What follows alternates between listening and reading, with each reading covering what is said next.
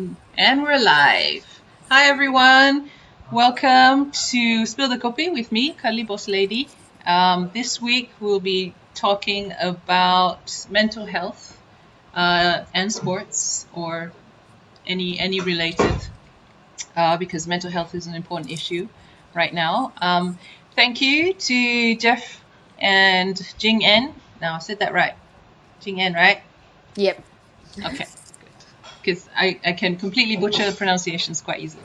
So, good. Welcome, you guys. Thank you very much for coming on and to talk about something this important, I feel. Maybe we can start off by talking a little bit about your own, sporting career, obviously present and past. Maybe we'll start with you, Jeff. You can talk a little bit about... Okay, so hi everyone. Thanks for tuning in. It's a real pleasure to be interviewed by my sister, who I've known for a very long time. I won't say how long, but pretty much since she was born. Yeah. And love her show, love what she's doing. Love how you're highlighting things and interviewing so many people, Leah. So thanks for having me as a guest. A lot of people are probably wondering why it took so long, and it's about time. But yeah, so we're doing this together. So yeah, I'm Jeff. I was the competitive swimmer a very, very long time ago. I think before Jing En was even born. So in the mid 80s to mid 90s, I represented Malaysia at the SEA Games. That's the Southeast Asian Games, Commonwealth Games, Olympics, and World Championships, etc. Amazing experience going to 2 Olympic Games, representing Malaysia at the various competitions like the SEA Games. I managed to win 8 gold medals in the SEA Games, which was amazing achievement. That I was 15 years old when I won my first one. No one expected me to win, and I had the belief and the drive to achieve it, and as well as the support of my family, of course, and friends, teammates, coaches, etc. Had a wonderful career, amazing experiences to travel and be able to do what I love, and of course there's blood, sweat, and tears, a lot of sacrifice involved, and I have so many memories and friends I've made over the years. So that's basically my involvement with swimming. I retired also a long time ago, but before she was born, probably. Yeah, probably before Jing En was born. And I'm glad enough to get up at 4 or 5 a.m. now and go training. So that's I leave that to Jing En and the younger generation. But yeah, mental health is something that we don't talk about enough in society and in sports. Especially in this part of the world. So I think it's a really important topic, and I'm so glad we can talk about it today. So that was my brief, introduction. So I'll leave it to Jing En to take it away. Hi, Clara. Hi guys. My name is Jing En, and I'm a current national swimmer, still swimming. That's my full-time job now. So a little bit about me. I actually started swimming when I was 7, I think, because my parents wanted me to learn water safety, and I actually hated it so much that I quit right away, right after I learned swimming. But then I rejoined the swim team when I was 11, I think, due to my brother's influence, my older brother. And I guess I just didn't really know when to quit, which is why I'm still swimming right now. But I've seen some success in it, and I figured that why not just go for it, So that's kind of my mindset right now. So I've been to a lot of major competitions, from SEA Games to World Championships, Asian Games, the Olympics. I'm currently training to qualify for my second Olympics next year in Tokyo, and hopefully that will go well, and hopefully COVID won't be a problem next year. Yeah, that's pretty much everything about me. You're a breaststroker, correct? Yeah, I swim breaststroke. Okay. Hi, Fadila. Fadila was our guest 2 weeks ago. Thanks, she Fadila. did water safety which was how you started. So, partly why I wanted to do this topic is, from two different perspectives. I mean, we had Mohammed last week from a professional's point of view to talk about that, as well as sports psychology. But because obviously, as mentioned, COVID has definitely changed how we approach, I'll say swimming or sports in general, and a lot of times has increased the sense of isolation, more so if you have, you're experiencing lockdown, like in our case, we could come back and then not, right? And then again, obviously with situations and around the globe, obviously different countries are at different levels of what's going on. But for this entire year, I think it has been, I would say, a revelation, I think. And also it has brought the idea of mental health, or discussing why is it important, not just for sportsmen, but in general, why it's important to talk about it and bring it up to light, and to highlight things, and, keep the discussion going, basically. Sadly, we lost 2 young swimmers in the last year, I mean, that I'm aware of. So, that's something that should also highlight why it's so important. And I think, there are statistics out there that will tell you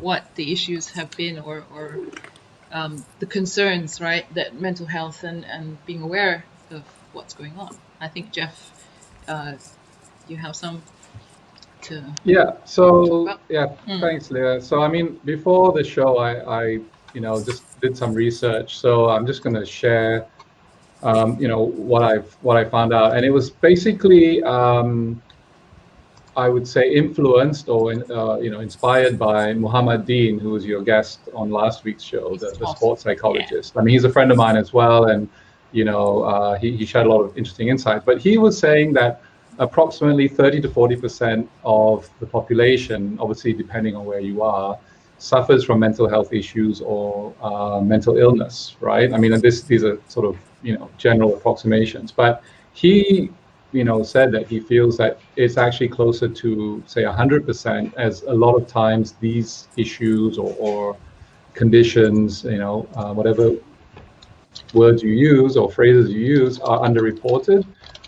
So he was saying that people are so good at hiding their symptoms, that sometimes you have no idea that they might be experiencing anxiety, depression, or other mental health issues, right? So I sort of tend to agree with what he's saying. I do believe, and again, I have no data on this, but that potentially around 80 to 90% of a given population has some form of mental health issue. And I'm not saying that they have disorders or mental health illnesses. It could be something like anxiety or stress related or burnout or whatever. So, I think the challenge is, because people are not willing to speak up about it. So people either don't know, they're not aware that they have maybe what could be considered a disorder or an illness or some sort of issue, or they just don't say it because in society there's a stigma if you speak up about any mental health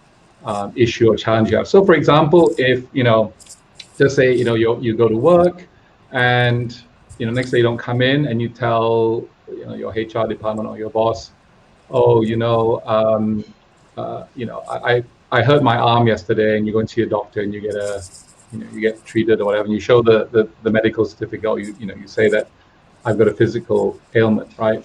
But if you have depression or you have some other mental health issue, and it's not that you're actually clinically depressed. It could be that, very often certain life events trigger stress, anxiety, depression, right? It could be losing a job, losing a spouse, moving, losing a family member, financial stress or something personal. So, you can't say, oh yeah, I didn't come into work because I'm depressed. They'd be like, first of all, some people don't Yeah. sympathize or they don't understand, and secondly, what is depression? People don't really maybe get the whole, like they may think depression is like clinical depression, as opposed to there are different types of depression, or people can be depressed. You can be depressed at that point of time and still be functioning normally. As Mohammed said, you can hide the symptoms well. You can smile and go to work or go to training or do whatever,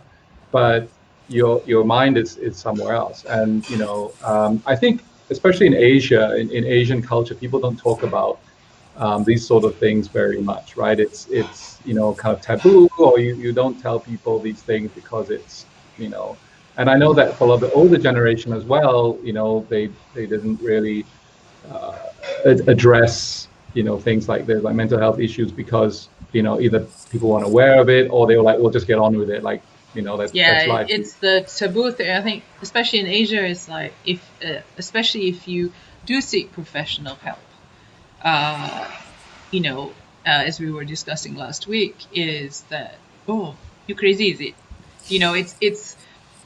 It's not. Yeah. I mean, even if it's just having a neutral somebody to de-stress, if it were, or to work through some of the issues that you struggle with, or that. But it became, it's like, oh, and if employers also sometimes would look at it as, oh, is this person still employable? Yeah, so that's why a lot of times they would not talk about it. And I want to obviously bring in Jing En, and you have been through your own social media as well, talked about the importance of talking about, whether it's your own personal struggles with, working through mental health areas, and also for others to encourage them to speak up. It's okay, right, to talk about things that bother you, and things like that. So maybe you can tell us a little bit about why it was important to you. So I'm just gonna go just kind of tell you guys the story behind, based on personal experience.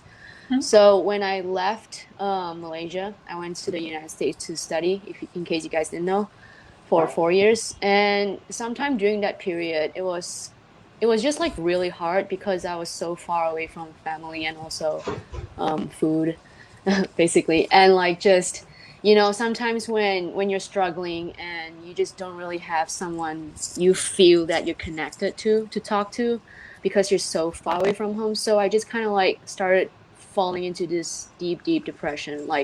Many reasons actually led to this problem, this issue, but mainly I think it was because of swimming. I put so much pressure on myself, and also academics and things like that.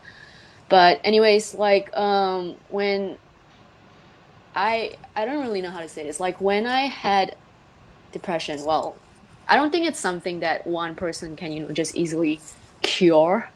So I wouldn't say that I'm not depressed anymore. But when all of that happened when I was in the US, many people actually reached out to me and actually asked how I was doing, genuinely told me to go seek for professional help, tell someone, talk to someone if you need to. And I think that's a really good thing that their culture is so open to talk about mental health. Mm-hmm. But for the longest time, I think it was about 1 or 2 years, many people have already reached out to me and tell me to seek professional help. But there's just something just kind of pushing me down, there's something in the back of my mind telling me I can't do it. I can't be open about it, because I think I was so scared of how my family from home and how my friends from home would think about me, because of the taboo that you guys spoke about just now. So for the longest time, I refused to seek help, because I was so scared that my family would be like, oh my God, you're depressed, you have mental illness, are you crazy? Do you need to go to Tanjung Rambutan or something like that, Yeah. So that was kind of what I was afraid of.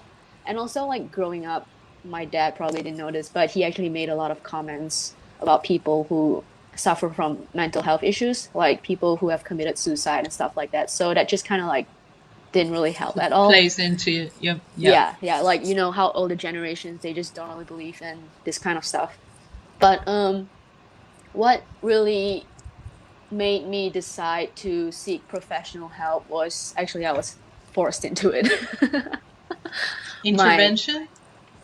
my coach from the US, he basically forced me to go meet with a psychologist and forced me to open up. And my first meeting, I was bawling like crazy. I was crying so hard because I was like, I don't want to be here. This is horrible. This is awful. I hate talking about myself. I hate talking about my struggles. Like I just want to, bottle everything up and, just put it aside. And because I feel like in our culture, in Asian culture, it's just kind of like how we were taught growing up. Like if you're really struggling, you have to, just put your emotions aside, just focus on performance, basically. And especially in among Asian culture, like everything is so performance based. Like I'm pretty sure a lot of people know this thing. When you're Asian, you either grow up to be a lawyer, an engineer, or a doctor. That kind of thing. None So, of well, which luckily we my did. parents didn't. None of which we did. My parents Yeah. didn't make me do that, but that's just kind of like a stigma around mental health in Asia. And yeah, that's just you know I think the first time I opened up was about 2.5 years ago. And at first, for the first year when I was seeing a therapist, it was still really hard for the whole entire year. Like when I went to see someone, I still didn't really want to talk about what I'm actually going through, because talking to a stranger about your personal struggles is just so weird. But Yeah, I you know what they understand. say, Yeah. like, I don't know if you guys know, like if you see a therapist and if you don't tell that person everything that you're going through, that person cannot help you. You know what I mean? And so like one day I just decided to go and just be truthful about it. And when I walked out of that session, I just felt like this huge weight on my shoulders like got lifted up. And I really really liked that feeling. It wasn't like a super super great feeling, but like it's just you just kind of felt a little bit relieved, and you kind of see hope in your life. You're like there's like, this is very cliche, but you just kind of like, you're in the darkness and you see light. Something like that. That's kind of like Yeah. a feeling that I had. And I was like, why didn't I do this sooner, you know so like for the next 1.5 years, I saw a therapist almost every week or every other week, and just talk about the most random things ever. Like today, oh yeah, today I went to the pool and nothing special happened. And he's like, yeah, yeah, that's fine, yeah. And then I just walked out and I'm like, it's all the little things you know, that builds up your emotions, like stress, Yeah. anxiety. And then, yeah, I think talking about it definitely does help. That's why I shared on my social media, I don't know if you guys saw it, a few weeks ago and then again last week, about how I think it's so important that people should, well, not exactly open up immediately, because it takes time for people to change. So, just like finding someone that you're comfortable with to talk to. And, like if you're not comfortable talking to your parents, which happened to a lot of us, like I'm still not comfortable talking to my parents about it, you can find like a close friend, or even, you can reach out to me and I'll be more than happy to help you. Yeah. I think it's something that a support. We were talking about this last week, and obviously over through other sessions as well. Having a support network is really important. I mean, it doesn't have to be like a huge thing. And like in your case, Jing En, your coach was the one who said, right, I'm going to give you that little nudge sometimes that people would need. And having a support network is really important. A lot of cases, like Mohammed was talking last week about, teams have a sports psychologist on hand, or someone that they work with, like a therapist in as well. They give them the option. But the role of your support network is sometimes, especially as coaches, for those who are doing sports, is to observe, right? We were talking about seeing changes in people, and you can sort of tell, especially you spend so much time with them, if you are willing to. And just having a conversation actually helps a lot, right? It can be like you were saying, just something is like, hey, I went training, okay. It's finding what's the word I was thinking of? Mundane in part of it. It doesn't have to be like a huge, big issue thing. Sometimes it's just little things that kind of nudge you in a darker place, or help you cope with that. And this, when there's an expression, you kind of find joy in the mundane. Where like you said, today I went training. It was cool. It was fine. Nothing major happened. And that's cool. And having someone like you said, it could be a friend. Like we thought over that. I'm sorry, COVID cannot go and meet too much, but right, virtually, you can do something like that. And I think communication is a very. It's okay. No need. I don't need. Me too. Can I have one? Sure, I won't charge you guys. Post COVID. But yes, I mean, the idea of communication, I think, is one of the biggest stumbling blocks that we tend to face. You were saying Asian culture is, well, you talk so much, kind of, yeah, get your work together, kind of thing. Whereas if there are open lines of communication between yourself and your support network, whether it's your coach or your teammates, and things like that. What do you think? I mean, obviously, what are some of the we're going to talk about some of the pitfalls that you face, and we talked about pressure you put in yourself, especially if you are you have opportunities that your family or through scholarships or whatever else you feel that you put on yourself when you're representing country / right? What are some of the pitfalls that you feel that maybe you were not prepared for, that not necessarily from a mental health perspective, but that kind of played into that journey where you went to from the dark place? I mean, either of you can talk about this, but if you know what I'm talking about. Not enough coffee, huh? Who wants to go first? Yeah, I can go. You go? Yeah, you go ahead. And you go ahead. Instead of having all that. Okay, so I think when I speak, what I'm about to talk about doesn't just apply to me as an athlete. I think it applies to a lot of people out there. So like growing up as an athlete, like at one point, like I don't even know when, it kind of like just like this thing called identity. I just identified myself as an athlete, just an athlete and nothing else. So let's say this is my life and I'm supposed to have many pillars supporting it, but I would have this one major pillar, and that would be my identity as an athlete. So when I don't do well in swimming, like just this pillar just like crumbles instantly and my life would just fall down, and that would be the end of it. So I think trying to find like some other things in life other than just swimming, other than just what makes you happy,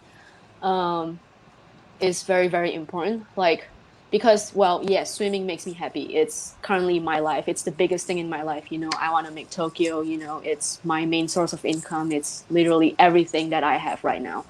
But what about when I'm not swimming? I can't just think about swimming all the time. And I guess that's just like a huge thing that I had to learn when I was still in college, because there are many, many times that I just didn't swim well.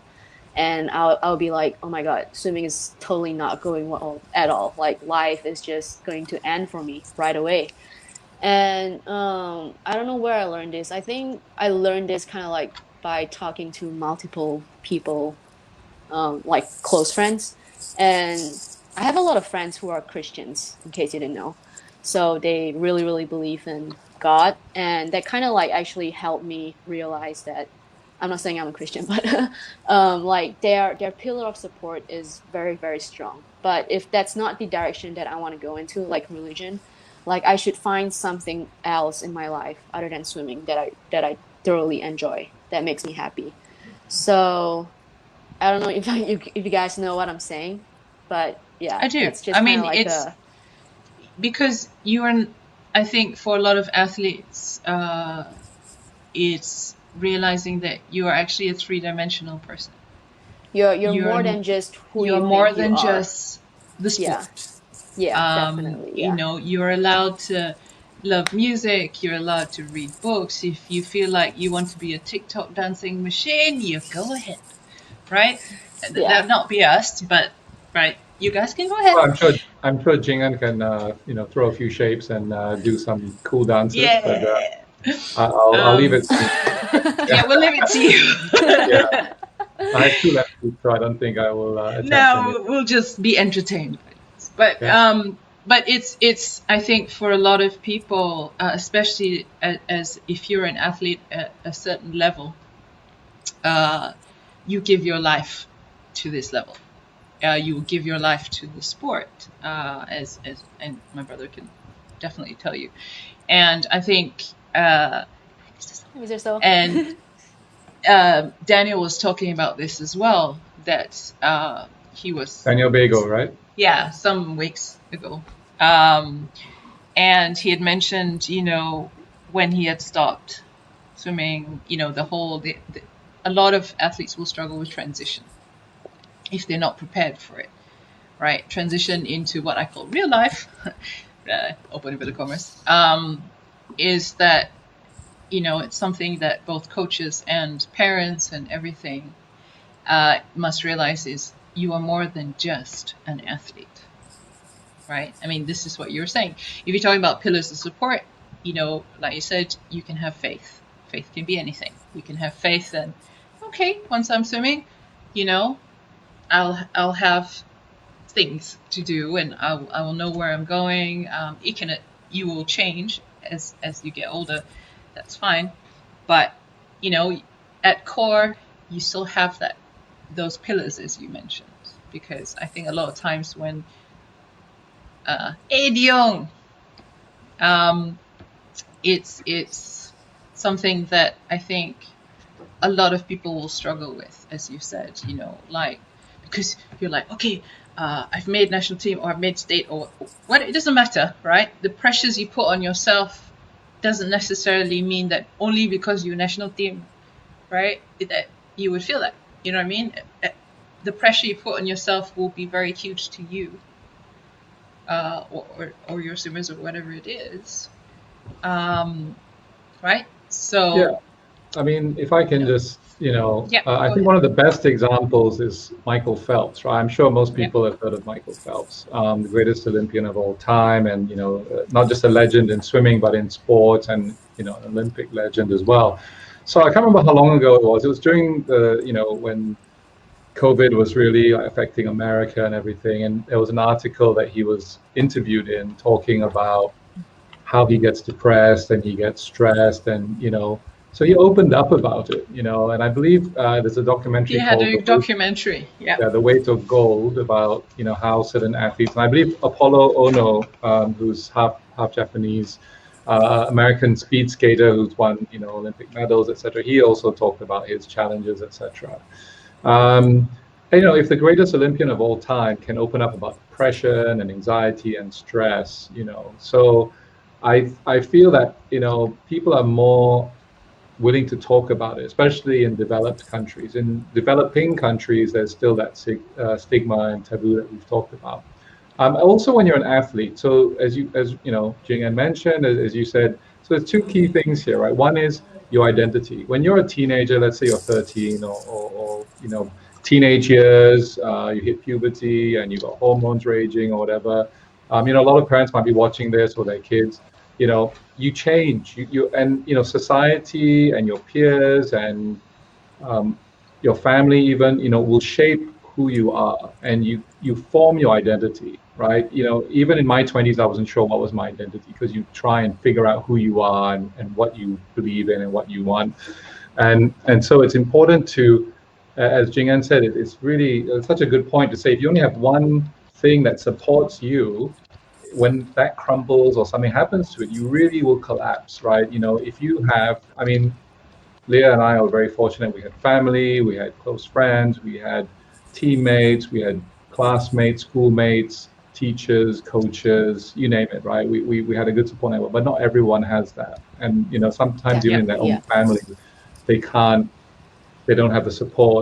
Some parents or siblings don't support the child who's swimming or doing a sport, or, why do you want to commit to doing this? It's wasting your time, it's a waste of money, or other things like that. So I think that's one of the things, like your identity, because even if you're not an athlete, you're still, as a teenager, trying to figure out who you are in university, in your 20s, or even, I still don't know who I am sometimes, and I'm in my 40s, right? So actually I'll be 50 soon, but anyway. But at the same time, that is important. And the other thing that, the more competitive you get in sports, right? So if you're doing recreational sports, or if you're an age group swimmer or athlete or whatever, it is competitive. You have to think of, how do you beat your competitors and all that, right? Let's say in swimming, how do you beat the other 7 people in the final or whatever? And if you say that you've got mental health issues, if you're open about it, are you showing weakness? Are people going to say, oh, that person's not mentally strong, I can beat them? Or are you opening yourself up to this? And then the higher up you go in like competition, or going to elite level, or the Olympics or whatever, if you talk about it, is it going to affect how people perceive you, or try and outplay you, or outsmart you, or beat you in a race, or whatever it is, right? So I think there's 2 issues. One is, like, we're all humans, right? Athletes are human beings. We're people as well. We have the same issues, the same challenges, the same fears, and hopes, and dreams, and also the same challenges that everyone faces. So it's not purely an athlete thing. But then in sports, the mental toughness or the mental edge is so crucial, right? You look at all the, like say someone like Roger Federer, or Rafael Nadal, or LeBron James, or all the top athletes, right? They've got that winning mindset, but they also know how to deal with loss and how to deal with stress, right? You cannot be a champion if you win all the time. You have to know how to lose and how to come back, or how to deal with stress or nervousness or things not going your way. So I think there's a broader picture of, every person goes through identity crisis, or finding out who they are, and dealing with their own challenges and issues. And then on the other side, as an elite athlete, you have even more pressure, or more things to deal with. I remember there was a Hong Kong swimmer who came, mentioned, a bit like Jing En, about having mental health challenges, or maybe being depressed, and she was very open about it, and she sort of became a spokesperson for it, and people respected that. But did it affect her performance? Did it affect how other competitors perceived her, or tried to maybe play mind games? I don't know, but that's something that, as an athlete, you have to consider, because when you're so focused on winning, you don't want to give anything away. You don't want to give anyone a chance to try and like have that edge, right? So I'm sure Jing En can give her take on it as well. So. Yeah, like, honestly, if like anyone who I admire, or anyone who I don't even know, decides to open up about mental health issues that they have, like, I wouldn't view them as weak, actually. If they decided that they want to do that, like, just open up about everything that they're going through, like, one thing that I could think of is that that person is very courageous, because it's not very easy to just tell the public that, hey, I am struggling a lot mentally, and to just open up about something that's so personal to yourself, that takes up a lot of courage. So one thing that I think about when people decide to talk about mental health is that, wow, I really, really admire this person. This person has everything that he or she has to just face their challenges, and it's just awesome. I think also it gives people their own idea of courage to do the same. Maybe it's especially if it's someone they look up to, and or feel that they kind of you're saying about the whole human thing, and a lot of times with the social media, and you see these athletes are like doing so well and everything, that pedestal that they're on, that idea of, well, they struggle with similar things that I do, and I feel sort of more relatable to that, and then sometimes it can inspire, as you were saying, for them to look to themselves and say, oh, maybe I should talk to someone, or maybe I'm feeling what they're feeling, maybe I should have a conversation with people, and so on. What we're going to do, sorry, I'm like kind of joking. We're going to look at some of the comments that are out there. I meant to tell you guys, you can actually see the comments. Fadila, hello Fadila. Do you worry about your career after? Yeah, I do. I do worry a lot, and actually, that's one of the reasons that, just like gave me a lot of stress and pressure when I was in college, because I just couldn't decide if I wanted to continue swimming when I graduated from college. I think that's a very huge, like a decision to make for a 22-year-old. It's just, but you know what? Yes, I do worry a lot about my life after competitive swimming. I still have no idea which area I want to expand into. I've shown interest in many, many different things. I've shown interest into becoming a coach, into, venturing into business, corporate, and, just like many, many other things that I've explored, and I still have no idea what I want to do. But like Jeffrey said just now, he's in his 40s, 30s, I don't know, 50s. And I'll be 50 in a couple of years. It's okay. I'm okay with it. I'm just a little bit behind. It's just a number. Yeah, Leah's my little sister, so she is younger. Yeah, and he still doesn't know who he is sometimes. So I think not knowing who you are, what you love, what you want to do is a very normal thing. And I feel like we need to normalize that. And what's important though is that being willing to talk about it, and not, like I said just now, bottling everything up inside, and just like causing unnecessary stress and pressure to yourself. I think it's also important to realize, as my brother said, you can be in your, both of us are nearing the 50 mark, and you will evolve over time, because if you had said to either of us, in my case, you would have come back to swimming and you'd be doing all these things, and I'd be like, yeah, you're crazy. Okay. It's what you were doing 10 years ago, even 5 years ago, right? I think it's important to realize that you're going to evolve, you're going to change, circumstances will happen, and then I know it sounds like a bit wishy-washy saying go with the flow, but it's kind of like that. And what you may have decided to do, let's say after you retire, it may evolve over time, and and it's okay. It's okay to I think, like you're saying, it has to be normalized in a sense. Correct. There's no, and you have to accept that. Anyone, right? Mental health can affect anyone, no matter what your age, your background, your demographic, your culture. It can affect anyone, right? So it's we are human. So and the only constant is change, right? So people change all the time, right? That is actually a given. You're not the same person you were yesterday. You're not the same person you were a year ago or 10 years ago, whatever. So that's why, if we recognize that and we appreciate that we are not the same people, it's not that you get better or get worse, right? You just change, you adapt to new situations or environments or new experiences, you never know. Yeah, and I think, a big challenge for a lot of sports people and athletes is that, what do I do after I retire from my competitive career, right?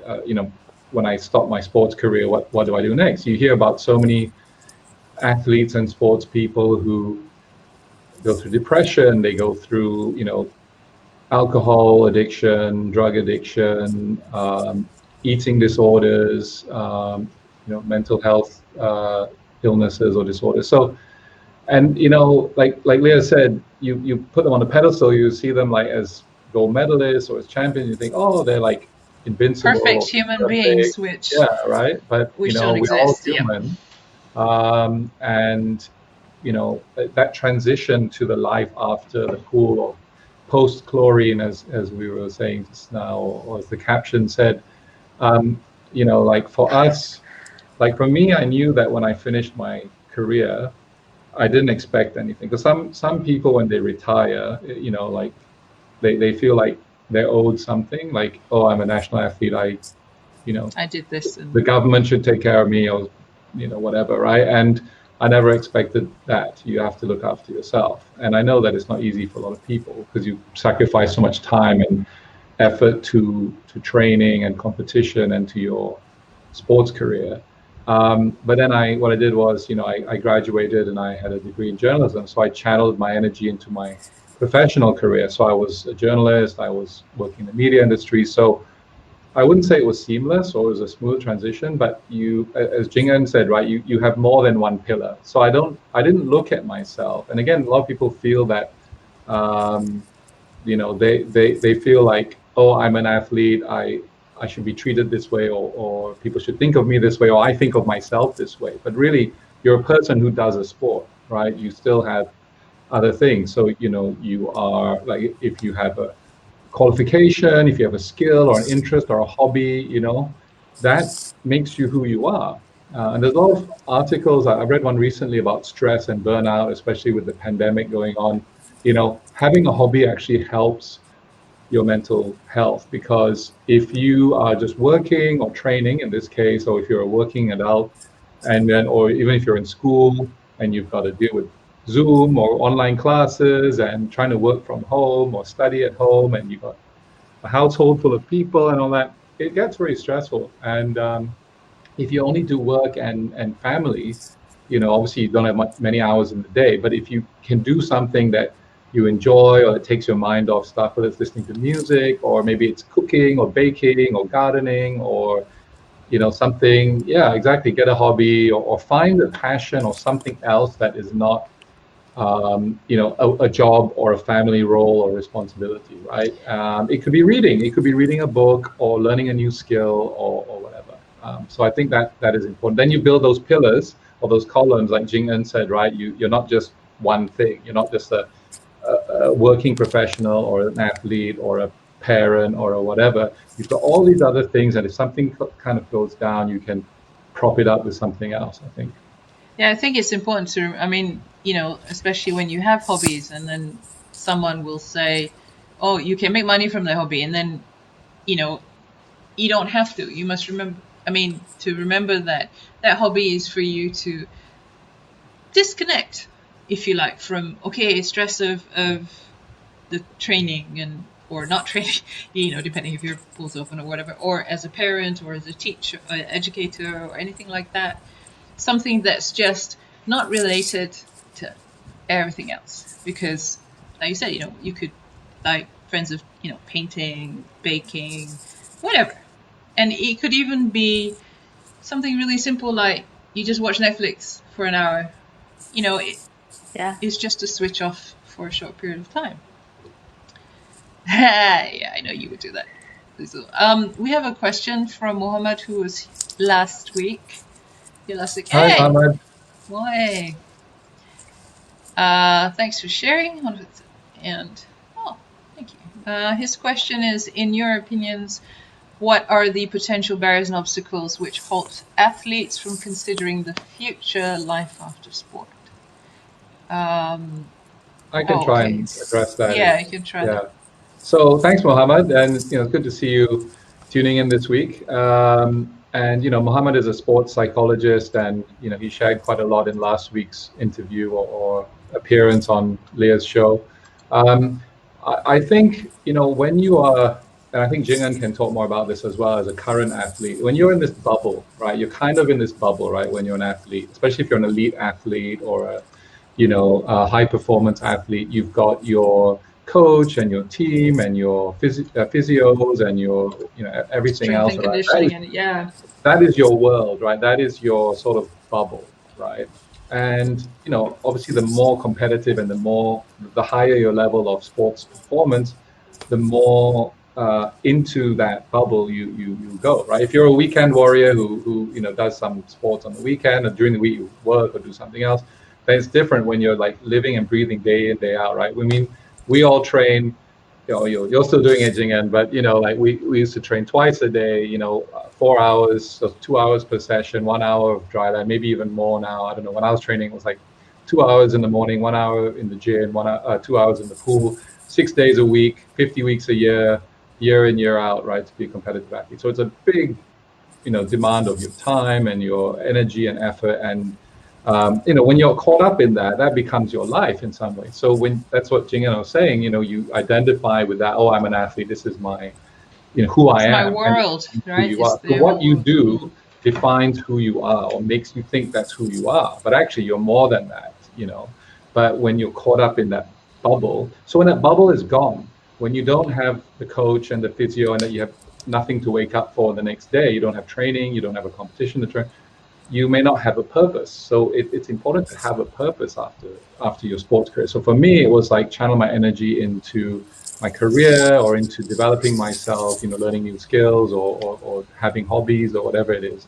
And that's so important, and not just for athletes, right? For anyone. If you're in a job that becomes your life, or if you have a role in your family that you are, like you're like full-time that role, and you identify with that role, and then you think that's who you are, then if something goes wrong with that, you lose your identity, or you lose that sense perception of self. of your, yeah.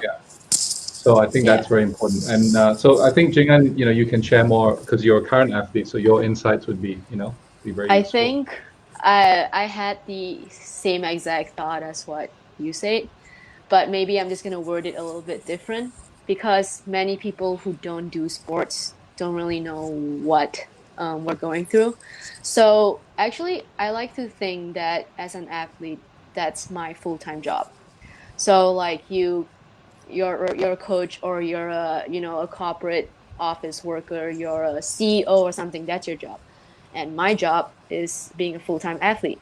So it's kind of like, like you say, like being in that bubble, whereas for me it's like, being a swimmer, being a national athlete, it is my permanent position, like just this is what I do best, and this is what I'm getting, well, I don't want to say getting paid to do, this is what Okay. yeah, like what, like some people like physiotherapists, they're good at treating people, they're good at doing what they do, like whereas me, I'm good at just swimming around in the pool as fast as I can. That's what I'm good at. So that's kind of like my job. So like an obstacle that's going to halt like athletes from thinking about what they want to do after retiring from the sport is especially hard, because I think that for us, having a full-time job right now is like our norm, like many of my other friends like my age, they are currently just like graduated college and currently like looking for internships, looking for full-time jobs, permanent positions and stuff like that at corporate offices and things like that. Whereas for me, I already found one, and I've been doing it since I was 7. So I feel like obviously that's going to be hard, because once you've done something that you've been doing for so long and you're so good at it, and that's kind of like your schedule. You wake up, you swim, you eat. Like swimming, like being an athlete is not just about training. It's about literally every single little thing in life. Like what you eat, you have to watch it. What time you go to bed. Like um, taking care of your body, taking care of yourself mentally, and it's just a whole package that you gotta think about when you're an athlete. So obviously, that's kind of like basically the same thing that Jeffrey was talking about, but I just kind of like worded it differently. If that makes sense too. No, that's Yeah. good. Because it's the same with many things, is that when it's so much a part of your day, every day, for long periods of time, it can take, I know take over probably sounds wrong, but It becomes your life in a way. it's all consuming, right? Yeah. And that's why I know a lot of, I mean, I don't know if you watch Cody Miller, Sometimes. his vlogs.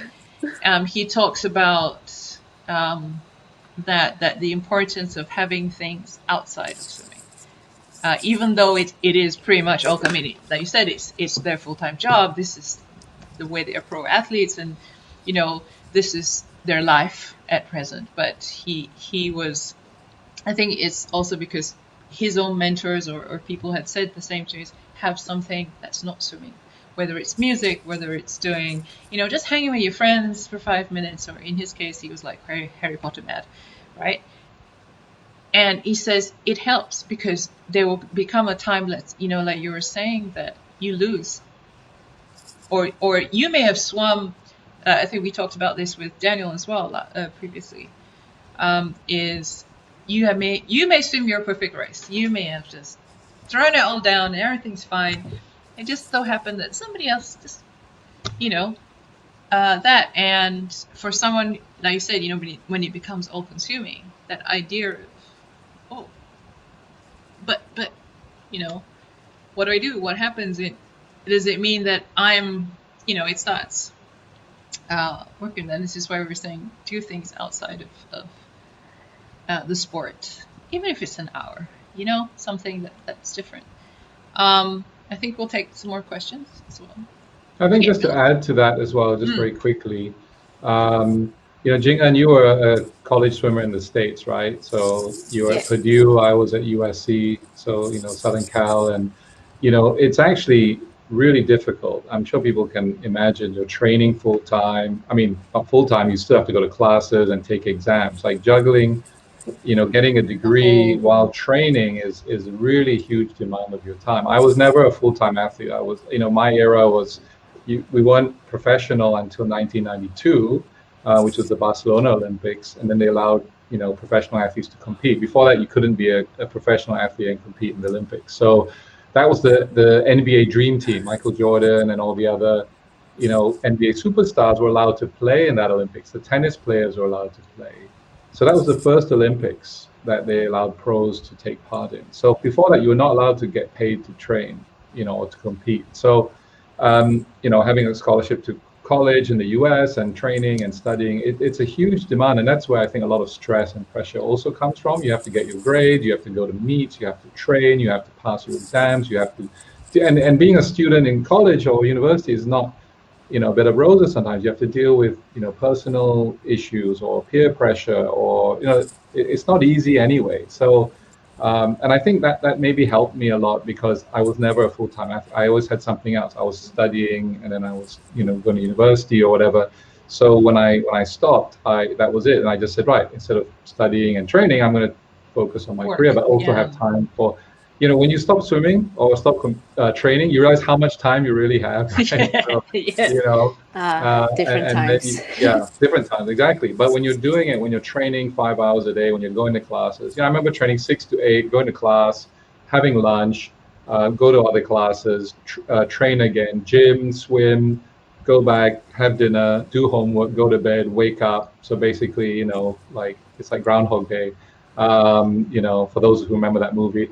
But it's not easy, right? And if that becomes your, like you said, you wake up every morning at this time and you go training, and one day when that's gone, you go, what do I do now, right? So anyway, let's take questions. I just wanted to add a few more thoughts on that. But it's true, and I think COVID also brought this all to the surface, if you like, because it was not because you retired that suddenly, or change in circumstances, but suddenly all this is taken away from you through no fault of your own. You didn't choose for it to happen. You didn't choose for it to make a decision.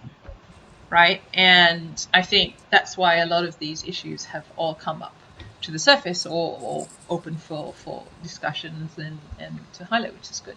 Fadila's asking, did you have sports psychologist when you were still swimming? No, I didn't. Okay, so thank you, Fadila.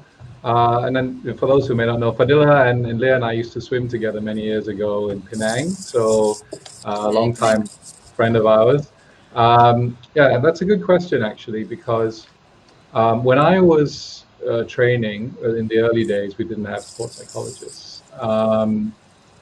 I guess we couldn't afford them then either. But it wasn't a commonplace thing. I think Mohammed mentioned it as well, right? The sports psychology is a very broad term. And more recent. There are different types of sports psychologists. I mean, if you for all of those tuning in now, if you didn't watch Mohammed's episode last week, look on Leah's page and look up his episode because he made some good points there. Muhammad, you can buy me lunch another time, or buy me a teh tarik.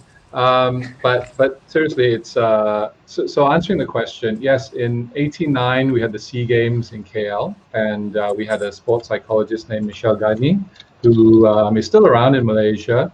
And he came in and helped our team, and it really helped a lot because I never really been through any sports psychology programs, and he had some visualization techniques, relaxation techniques to help you sleep, and he actually recorded his voice over some relaxing music. Back then it was cassette, right? Not like nowadays everything's digital, right? And you could actually play it back and listen to it. And then when I was in the States, there was a sports psychologist at USC. I think at Purdue, did you have a sports? Do you have a sports I presume Yeah, you do. we do. We have right? about 3. I think we had 3 full-time sports psych. Yeah. 3, 2 when I left. Oh. So yeah, we are really lucky. Yeah, when you have that resource, right? USC had sports psychologists, but most of them were dealing with the football team because they're the ones that made money for the sports program, right? So you've got 100 football players, and your psychologists are focused on them, and the basketball players, because that's where so for those who don't know about college sports in the States, American football, basketball, maybe baseball, and a few other sports actually generate a lot of revenue. Yeah. Most of the money that goes into sports programs at universities comes from these sports because of, like if you go to a college football game, like at a big college, like USC, we played at the Coliseum, there's 90,000 people watching a home game for USC, 90,000 people, right? And you broadcast on TV, there's billions of dollars in revenue. So those sports are the focus because they generate revenue for the program. The good thing about being a swimmer or any other sport that is not one of those sports is that money goes towards your sports program in general. So they make the money for the school, but the money is distributed among all the sports and the facilities and all that. So going to the psychologist thing, we did have sports psychologists, but to be fair, like you said, Jing En, there was maybe 1 or 2 in the beginning, and they were mainly dealing with the football team, but they started to get more and more, and it did help. And you didn't have to go see them when you had a problem. The good thing was they said, if you just want to talk to someone, if you feel a bit demotivated or whatever, just go and talk to the psychologist. They're there, they're available for you. So that's one of the great things about college sports in the States is they've got the coaches and the physios and strength and conditioning and everything on campus, right? And they really work hard to help the student athletes. So that's I think that was a big thing. So in answer to Fadila's question, yes, we had a sports psychologist for the SEA Games in 1989 in KL.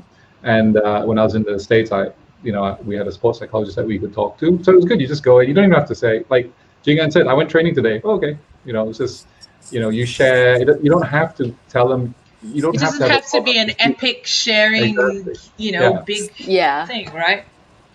So I think, yeah.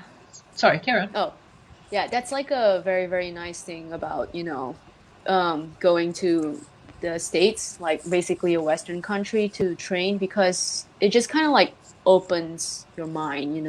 They recognize mental health, they acknowledge it, and they are so willing to talk about it, and they just do everything that they can in their power to help everyone around, anyone who's struggling mentally. And like to be able to just thinking about how I actually experienced all that when I was in the States, and I was just thinking about how grateful and how lucky I was to be to be surrounded by people in that culture, and then I was trying to compare Western country and Malaysia. It's just kind of like a huge difference, because in Malaysia, if you talk about it, people are just like, what?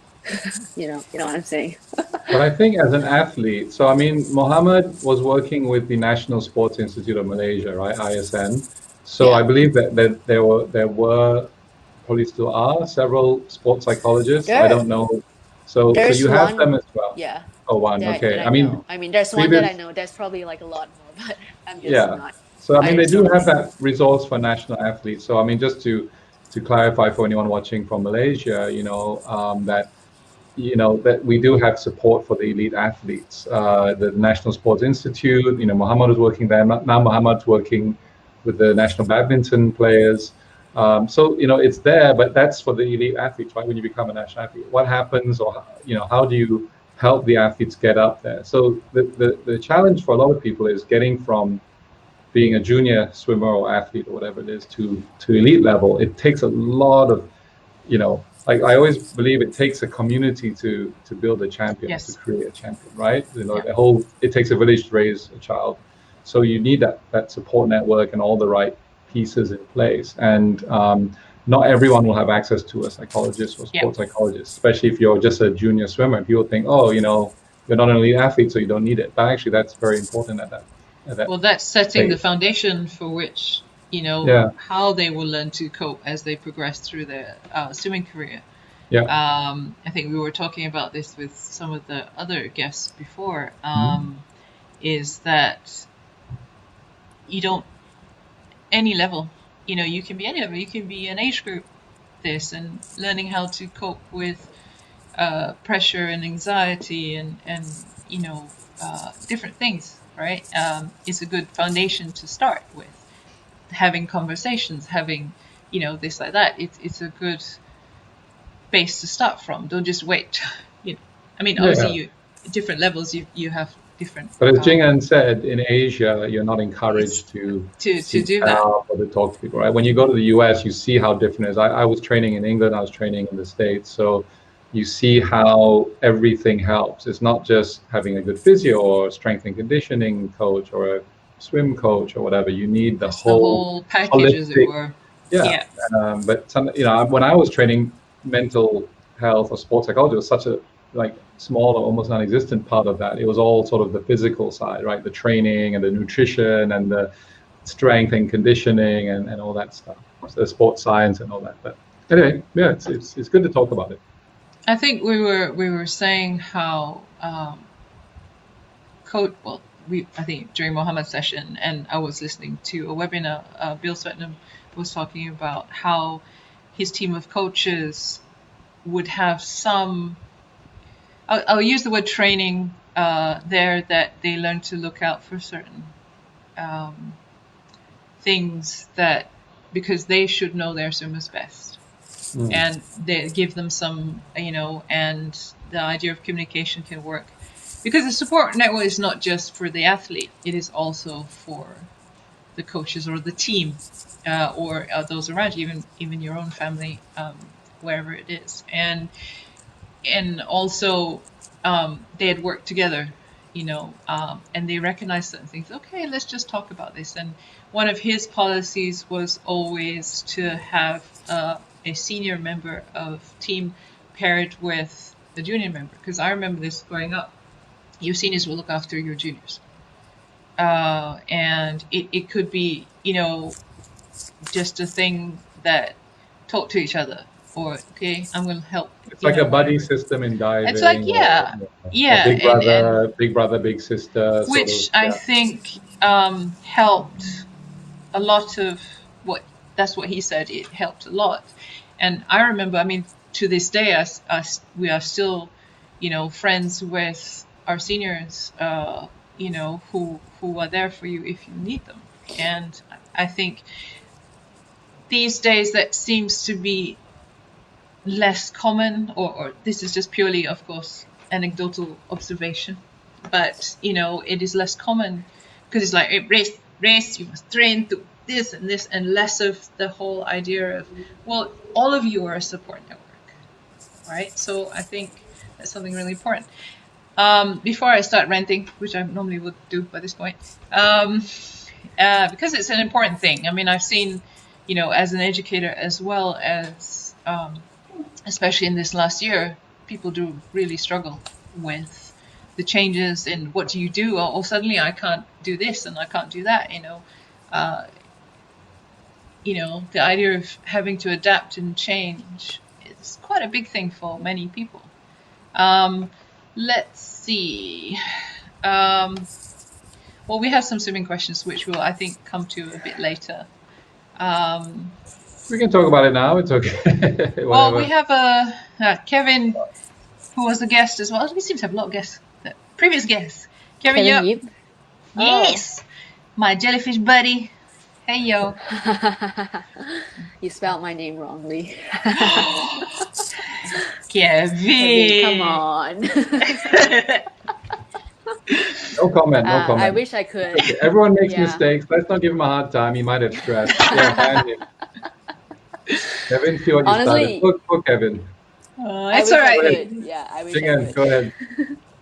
I think it's going to take, I said, more discussion, more exposure, more talk about it for things to More evolve.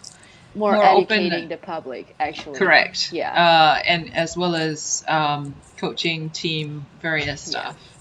Actually, on Thank that point, I just want to say, right, it's not about bringing a culture from somewhere else here, right? Because we have our own culture in Malaysia. You have to change the culture you have to what you kind of want it to be. So, I mean, you can get ideas from other places, from the Yes. US or from Australia or from Influences and the West, yeah. or but there could be practices from Japan. There could be practices from other parts of the world that are not Western or the US. So it's actually about mindsets. It's about individuals who learn to deal with things or cope with things and then adapt, and you create the culture that you want, that you actually, and it takes each person, the coaches, the swimmers, the athletes, the parents, the family. So you all have to work together. Culture does not create itself. People create culture. I mean, Yeah. it's That is so true. right. Yeah, so what works in the US may not work here. What works in Australia may not work here, or the UK, right? So you work with what you have and you create that culture. I mean, each of us can be a change agent or a culture champion if we, like Jing En, right? I think, as a current athlete, talking about mental health, being an Olympian and probably a double Olympian next year, fingers crossed, right? You're already a role model. You're a spokesperson for the younger generation of athletes. They can look up to you, and you can share, best practice or ideas or your thoughts, and people will be inspired by that. And then as they become, once you retire and move on, and then people come up, then it's kind of like paying it forward, right? So like, if I can. Yeah, if I can share anything with the younger generation of sports people, and then if they benefit, great. If they pass that on to someone else, and then you create that culture. So nothing wrong with what Kevin said. It's just that you cannot plug and play. You cannot import something from overseas. You have to create your own culture. Yes. Yes. Are they That's the what we're talking sponsors? about. Are you getting sponsored by some probiotic? Darn. Company? No. Yeah, maybe that's an opportunity. To commercialize. I mean, I love them. Yeah. So tasty. Anybody want to sponsor Jing En? If anyone from Yakult or Vitagen is watching, please contact Jing En and sponsor her. Yes, we can. Thank you so much. I mean, it's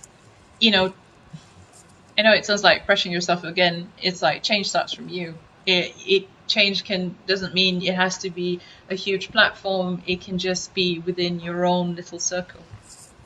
Right. Well, there's a quote that's attributed to Mahatma Gandhi, but I don't know whether it's true, and I hope I'm quoting it right. It's like, be the change that you want to see in the world, right?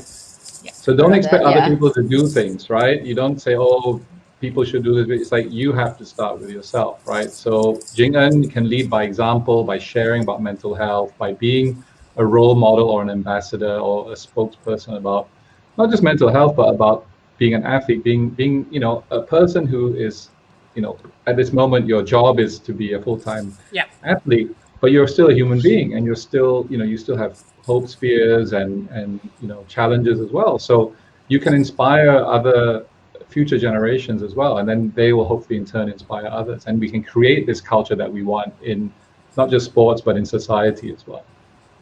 And you don't have to. You don't have to have, like, I've got to start from the top and I've got to make sweeping big, changes or talking to people. It can just be one person. If you can influence just one person for a change or to rethink or to go, oh, okay. Like Jing En's case, the coach just went for it and said, look, let's go talk. Yeah. Just one person. I mean, I'm trying to remember one of the, I can't remember who it was now. They were talking about how don't think that because you want to be a change maker or was it agent of Change Sounds like agent, yeah. Change. It sounds like a spy movie, but yeah. But it can just be the person next to you. It can just be your sibling. It can be, you know, your class, whatever, right? And that person from that person to, you know, like you were saying, it paying it forward or it falls backward. And if you talking about mental health or us bringing up information or different things, and one person says, you know, maybe they've been struggling, and they're like, okay, I feel like, oh, okay, they get where I'm coming from, or I can relate to something, and Or I can talk. I should talk to someone. I should talk to someone, or hear. Yeah, and reach out on how do you do it, and you know, and that's what it is, and I think that's really important. Speaking about change, like I thought I should use this opportunity. Yeah.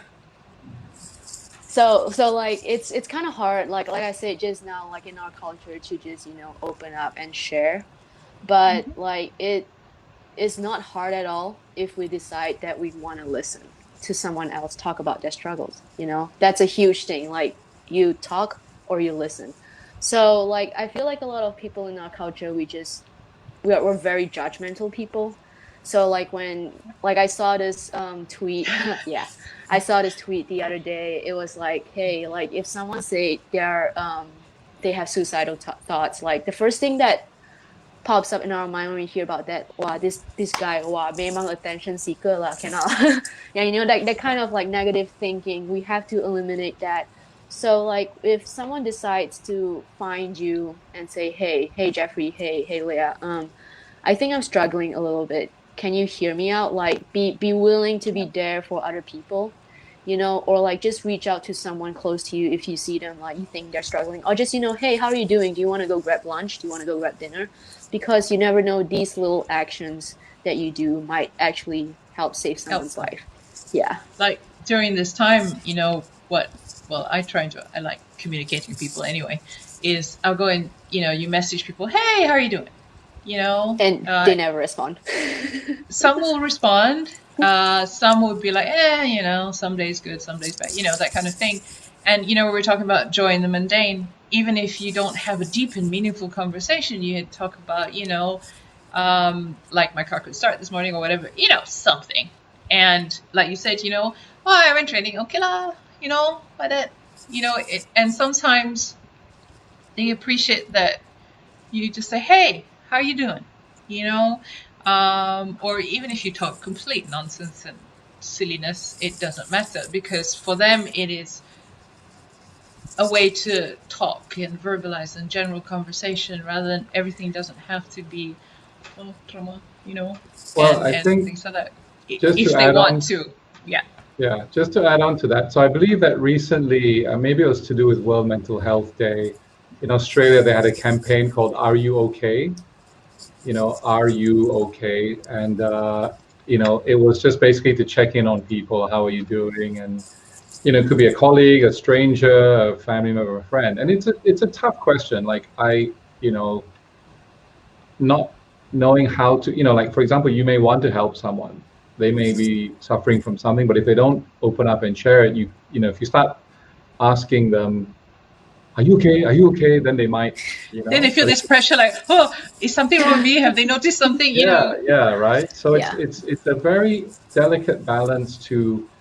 Just a casual question too, right? Well, how do you? And I think someone like Muhammad, who's a qualified psychologist, can actually, you know, maybe share some tips and insights. Maybe in the comment section, if Muhammad's still tuned in. But you know, I think it's just about being there. Like if you tell someone, if you ever need to talk, I'm happy to listen. That's all. Me too. I think, yeah. Then you say that, and the invitation is there. And hey, how are things going? Oh, not so good. Oh, you know, anything you want to talk about? Oh, maybe next time. So you know, the channel, the door is always open, right?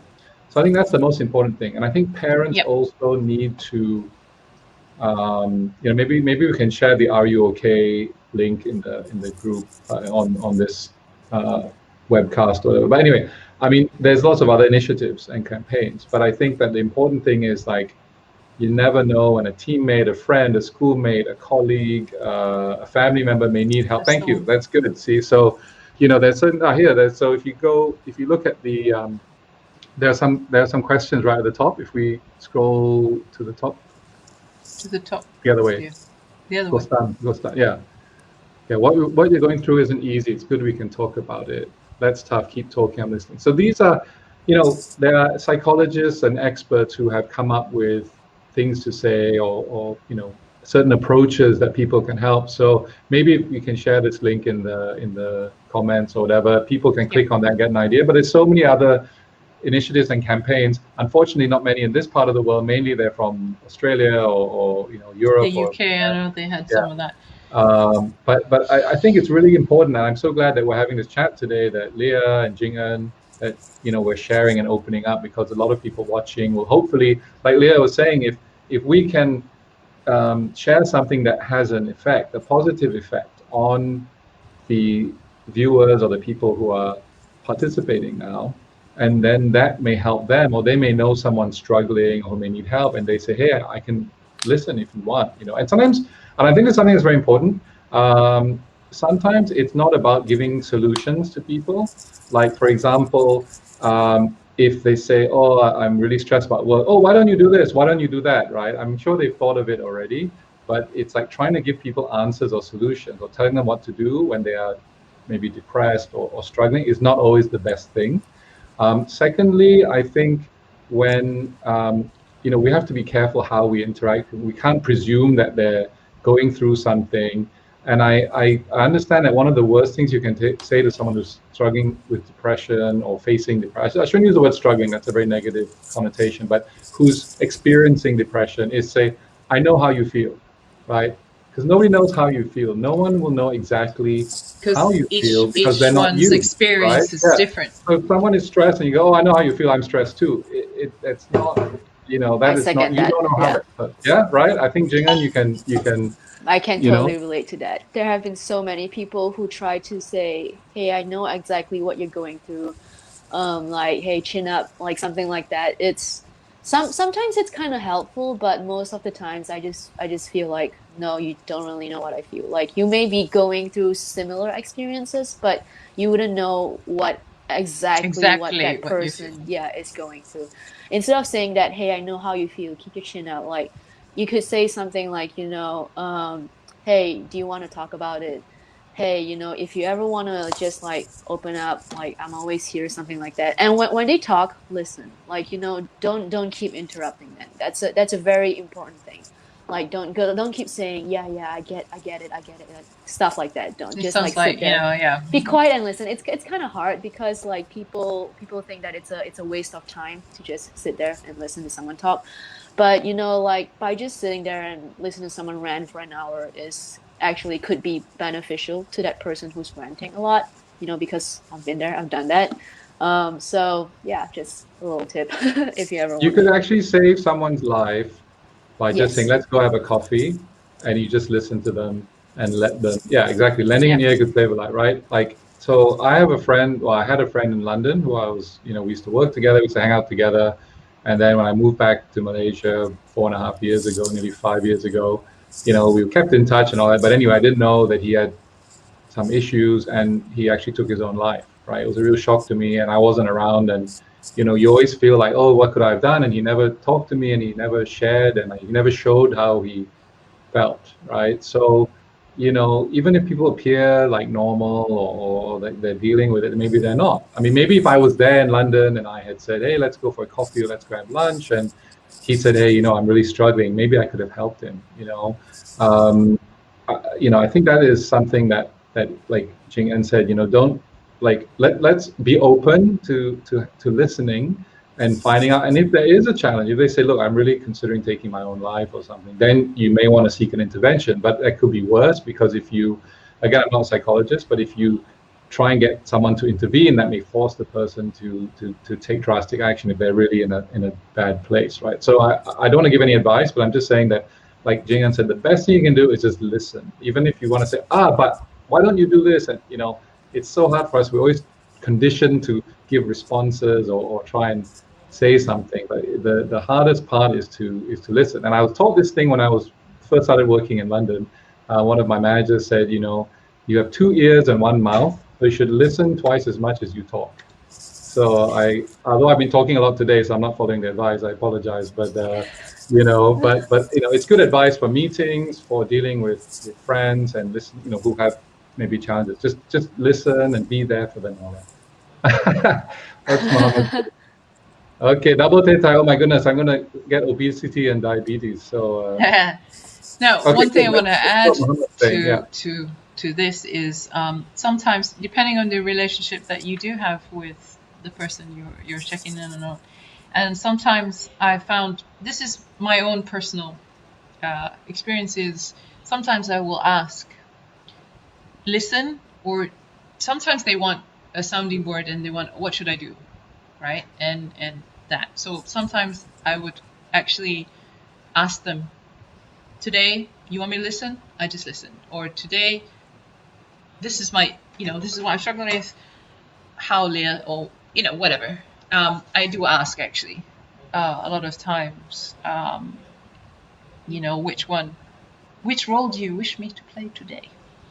But like I said, it depends on your relationship with that person too. We're all reading the screen now.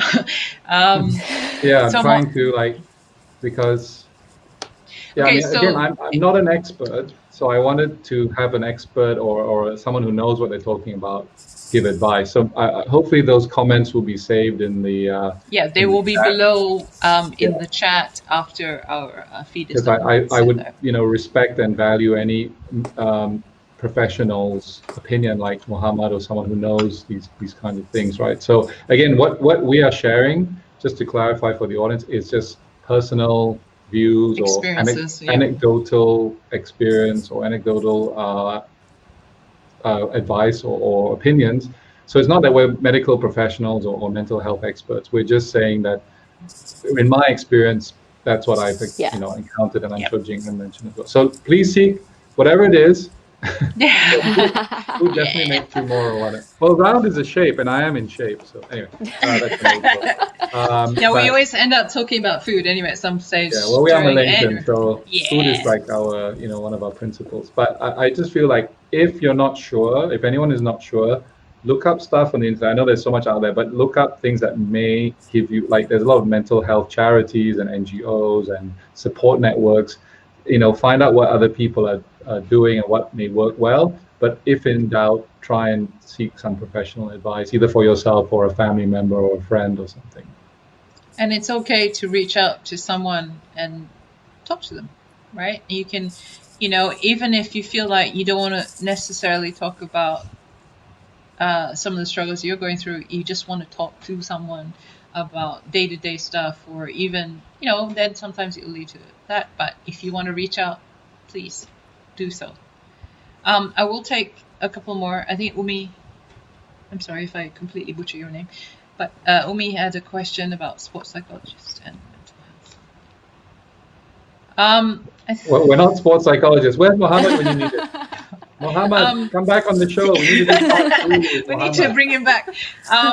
Umi, I think Mohammed did actually talk about some of these observations and things in his chat last week, which is on, you can find it on the Facebook page, there somewhere in the videos. And you can also reach out to Mohammed himself. And I think his site was also shared there somewhere. But we'll reshare it for those who are asking. We're not, a lot of things are instinct and how well you, and sometimes, well, you can't say how well, but sometimes observation and instinct and conversation will make a great starting point if you are concerned about an athlete. Even if you're not concerned about an athlete, it's just even having a conversation with them, and you observe them all the time, and that's always a huge plus, I think, from my perspective anyway, as an educator, parent / whatever hat I'm wearing today. Well, as Mohammed said last week, if you talk to your teammates or your athletes or whoever, your team members, and you say, You know, like if they miss training one day or they miss a session and you say, hey, are you okay? Or what happened? You know, maybe there was a reason. Maybe it's like, oh, coach, I didn't feel well or whatever, right? You'd have a chat with them, but, you know, if it becomes a pattern or whatever. So I think Mohammed addressed it in the last. In his previous one, yeah. So. Brendan had something. I think we briefly touched that. Can we have Brendan's? Hey, Brendan, what's up?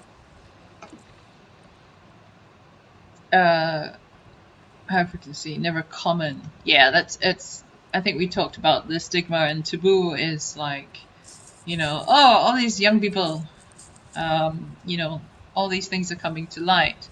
But from my point of view, it's more of we're actually having the conversation about it. Just because they didn't address it before doesn't mean it wasn't present. Yeah, I think, previously. you know, so, you know, like if you look at statistics, and there's an old saying that there's 3 types of lies, damn lies, and statistics. So depending on, you know, the interpretation of data and all that, but, you know, probably, you know, 50, 60, 70 years ago, no one collected data on depression or, you know, suicide or whatever, right? Or sometimes they didn't even acknowledge that the existence of such. Or maybe they didn't identify certain disorders back then or whatever. So, you know, I think this is, you know, it's like a can of worms if you open this up, right? You know, I feel that there's a lot more data gathering. So let's say, for example, I'm going to use another example, you know, the whole Me Too movement, right? When people started speaking up about harassment and things like that. So it's not that it didn't happen before, it's that no one spoke about it, right? People didn't share openly or they weren't willing to talk about it, right? So now when people feel more, you know, brave, willing to more,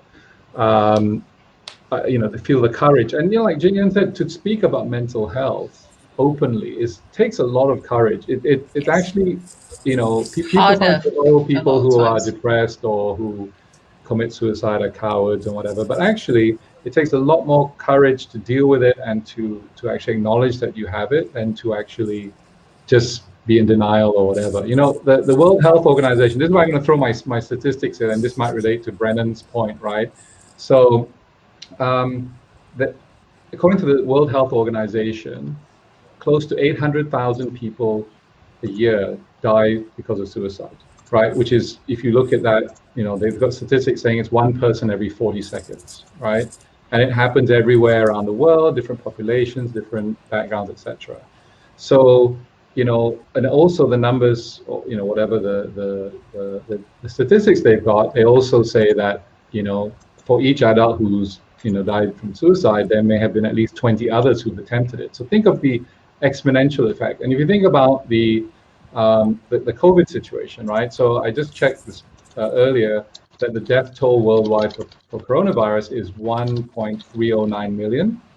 You know, and so obviously it's a huge thing happening. But if you think 800,000 people a year die from suicide, right? You know, previously when the coronavirus hadn't reached this level yet, you know, it was probably less than suicide, or maybe, you know, eventually got slightly higher. Now it's much further. But think about that impact that you have. And in Malaysia, according to the WHO Suicide in the World Global Health Estimates in 2019, Malaysia's suicide rate for all ages in 2016 was 6.2 per 100,000 for both sexes. Maybe you can share the link as well later, but the rates were 8.7 per 100,000 and 3.6 for males and females per 100,000 for males and females respectively. So, you know, previously it was like higher for males and females, but now it's becoming equal in society. There's a lot more data. I don't want to like go through it, but I was reading about it before we spoke. And you know, there's different reasons for it. We're not experts in this, right? But in high-income countries, nearly 3 times as many men as women die from suicide. But in low and middle-income countries, it's about equal. And it's the second leading cause of death among young people aged 15 to 29 years after road injury.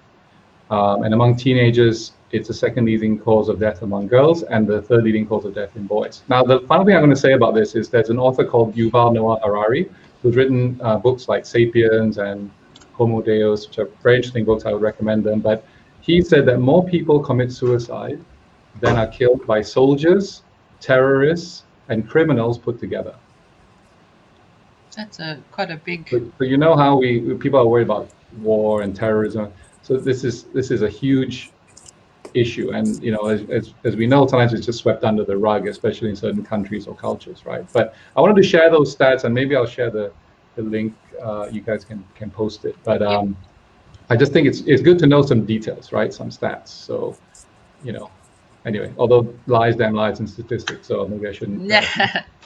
No, it'll be good. That's what Daniel talked about previously, the importance of Kopi. There are a couple of questions that I think will go before some swimming. I think we'll have some swimming related ones as well. Jay, how do you pronounce these names? Jay-tan. You can see the comments on the right hand side. Cool. I see Fadila is asking something. Yeah, that one.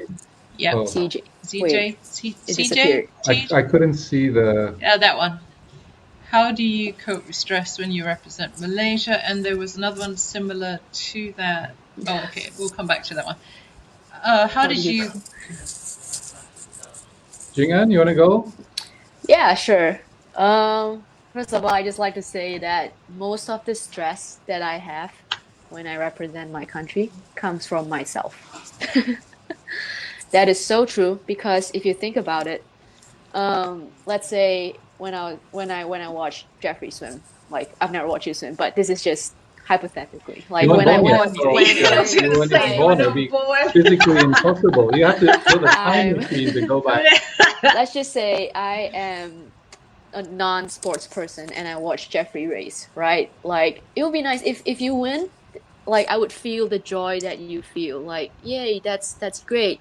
But if you lose, I would feel sad for about 5 seconds, and that's pretty much it. Like I probably won't even remember that race like 10 days from now.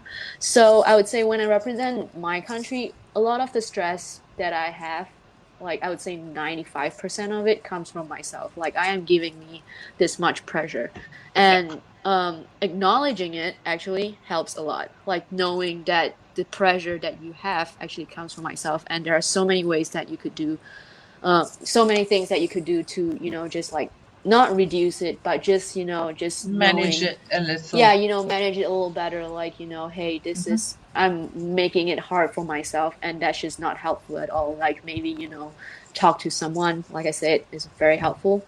Doing stuff that's not related to swimming is also very helpful. So that's basically how I cope with it when I represent my country. Cake. That's right, Brandon. The importance of cake. Power recovery. Is that an acronym for some like really like snazzy new mental health technique? I have no idea. No, in one of our, she's one of our teammates, and she's also a personal trainer, and she does a lot of our strength and conditioning. Is that she always talks about cake? It's a big thing. And Colin Hill, who he was on previously, he's done many things, open water related, and he also says having cake afterwards or a reward of that is part of your recovery process. It's okay. As long as the athlete, as long as the athlete doesn't get into having an eating disorder. But let's not go that. Let's not. That's down the rabbit hole. Because if you stop training and you eat a lot of cake, then that's when the well, that's a different story altogether. That's when the well-roundedness comes into it. Right? It's so, a shame. It's allowed. Exactly. See. So yeah, from my perspective, I mean, look. At the end of the day, as an individual athlete, I mean, if you're on a team, it's different. You have to work with the team, and you feel like you don't want to let the team down. As an individual athlete, or if you're competing in an individual sport, it's down to you, right? And you know, exactly as Jing En said, you put the pressure on yourself. No one puts more pressure on an athlete than themselves. Right? But then, you know, when you represent your club, your state, your school, your country, the pressure just builds, right? I mean, when I was competing in SEA Games, especially when it was held in KL, the stadium was full of people and they all expect you to win a gold medal, and the pressure is definitely there. Even if you think, oh, it's just me, but and if you don't win, the media will be asking you, why didn't you win and what happened, and so yeah, definitely the worst pressure comes from yourself, but it comes from other sources as well. Some people, some athletes perform because, they compete because they need the money. They need to earn a living, right? People on the tennis tour who are in the satellite tournaments, they can't eat properly. The golf players who are like playing around the junior tournaments to qualify for the PGA or whatever, some are sleeping in their cars, right? So it's not that everyone who's a golfer is going to be a millionaire. If you make it in the big leagues, yeah, but there's a lot of people out there, even other athletes apart from golf and tennis, right? So definitely there's always pressure. The support that you get from your family and friends and coaches is so important, and teammates and all that. It really helps. When people say, hey, good luck, don't worry, or we still love you even if you don't win or don't do well, that is important, because otherwise you feel very alone. There is a lot of pressure when you compete, especially, like I said, it's in an individual sport. But at the end of the day, like this was my philosophy, right? If I won, the credit would go to everyone who helped me. So coaches, family, teammates, everyone. If I lost or if things didn't go well, it was my fault. I never blamed anyone else, because okay, sometimes things happen and you do have some an unfortunate circumstance. You dive in, your goggles come off or something, and then things can happen, right? But still, you just deal with it. It may feel bad at the time, but I always feel give credit where it's due. But if the blame really is yourself, or if you're responsible for it, you take responsibility for it. You hear so many times people blaming this and blaming that. Football is the best. The ref this and this and that, right? It's always the ref's fault or whatever, and maybe there's some truth to it, but then you deflect the blame onto someone else. But I always felt that I take responsibility for the performance, because I'm the one who's responsible for it. But if I win or if I do well, then everyone should get the credit, because they helped me get there. It takes a community to raise a champion, right? So yeah. That's what Kevin and I would like to do. Always blame the jellyfish for. Let's talk about jelly and cake is making me hungry. I think I gotta eat soon. Oh, it's tea time. I literally was just craving for cake. Yeah, this is subliminal advertising for someone's cake. Oh, it's all Sue's fault. Yeah, she always does that. And also to remember that even taking responsibility for, not winning, but the race, how it comes out, and it's okay. It's not, like, oh, you're such a terrible person, that, you know what I mean? It's that, like I said, you can take responsibility and you can acknowledge, as we talked about last week, you can acknowledge the negative emotion, the circumstances, but you do not let it define you or overwhelm you. Does that, if I'm making any sense? Said than done, right? And I'm sure. Yeah, that's the hard part. Yeah. And when you don't do well, yep, you feel like you let everybody down. The worst, right? Yeah. Yes. Yeah? You feel like I've let everyone down. I didn't do what I was supposed to do. Yep. If you make a mistake, everyone's going to see it, and they think you're in the public spotlight, right? Yes. So yeah, it's easier said than done. Obviously it's a good philosophy, and it's something that they need to learn. You can be told it unless you go through it and make a conscious effort to handle it. But we've all had occasions, not even in sports, in life, where something went wrong or you make a mistake and you just like, and then you dwell on it, you play it over in your mind like over and over, right? And then you can actually do yourself some damage, right? So it's just in life you have to I always say take the rough with the smooth, right? Like there's always ups and downs in life, so you have to, when you have the nice high points, there'll be low points. It's just how do you balance it, right? And being a balanced person is not about being happy all the time. It's about dealing with depression or sadness or stress or whatever it is, right? It's how do you get to that? It's acknowledging that everyone, I should say everyone, but you will feel that.